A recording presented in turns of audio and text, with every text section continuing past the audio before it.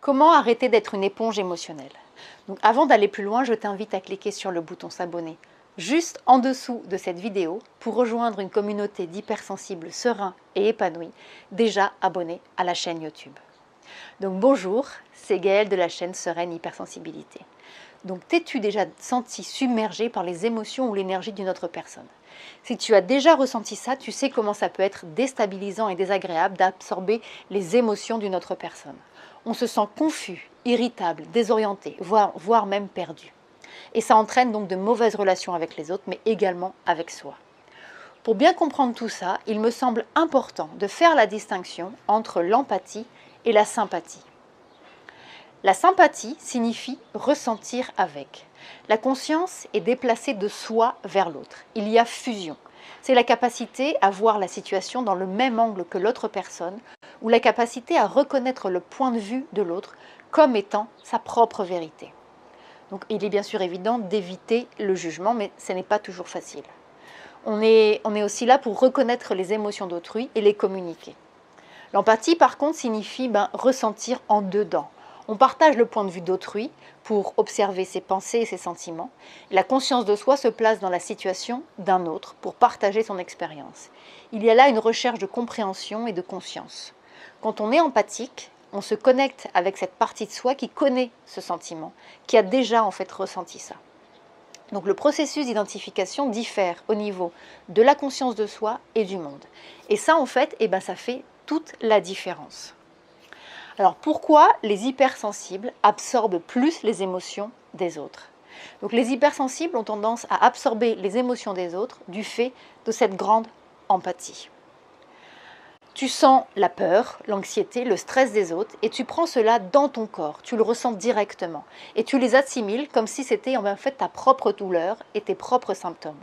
Ce ne sont pas forcément des gens que tu ne connais pas ou que tu n'aimes pas, tu peux aussi être affecté par les émotions, les énergies de tes amis, de ta famille, de tes collègues, etc. Tu te sens rapidement épuisé, lessivé au milieu de la foule.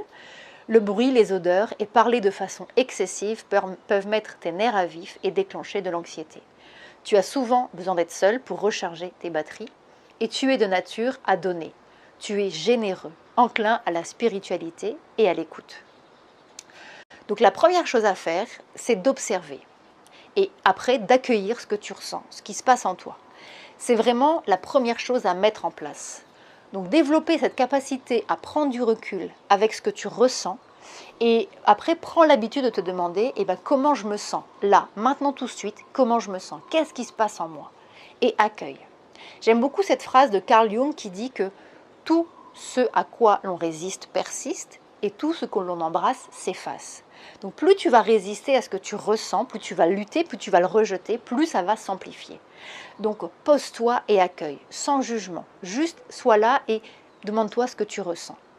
Deuxièmement, demande-toi si ce que tu ressens t'appartient. Est-ce que tu as l'habitude de ressentir tel ou tel symptôme, avec par exemple autant d'intensité? Est-ce qu'habituellement tu as ces pensées, ces envies, etc. Si tu te connais bien, tu arriveras de plus en plus rapidement à répondre à ces questions et à prendre conscience que cela t'appartient ou pas. Pour ma part, j'ai longtemps subi tout ça. Aujourd'hui, j'ai beaucoup plus de facilité à ne plus absorber les émotions des autres et je me positionne donc différemment.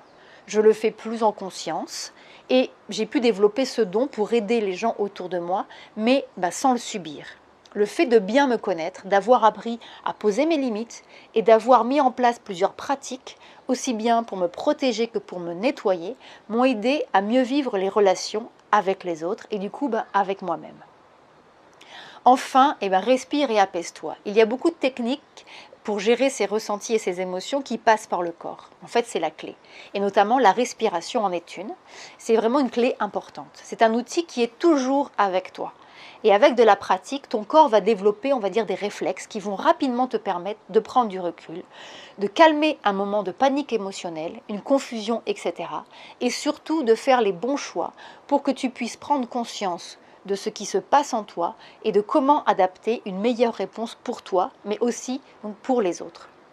Le côté éponge émotionnelle est un sujet qui revient souvent dans les questions que je reçois et ayant moi-même eu des difficultés à dépasser ça, j'ai créé un programme spécialement dédié aux hypersensibles qui regroupe plusieurs pratiques. Ce programme t'aide à ne plus absorber les énergies des autres, mais également à te libérer des énergies qui ne te sont pas ou plus bénéfiques. Donc si tu veux en savoir plus, clique sur l'image qui va apparaître juste ici ou sur le i comme info en haut à droite de la vidéo. Tu retrouveras également tous les liens dans la description, juste en dessous de cette vidéo. Donc voilà, merci beaucoup d'avoir suivi cette vidéo. N'hésite pas à me poser tes questions dans les commentaires juste en dessous. Et si tu as apprécié la vidéo, merci d'avance pour le like. Un petit pouce bleu, ça fait toujours plaisir. Et pense bien sûr à partager cette vidéo qui pourra peut-être aider plusieurs autres personnes hypersensibles. Donc prends bien soin de toi et surtout sois doux avec toi et je te dis à très bientôt pour une prochaine vidéo.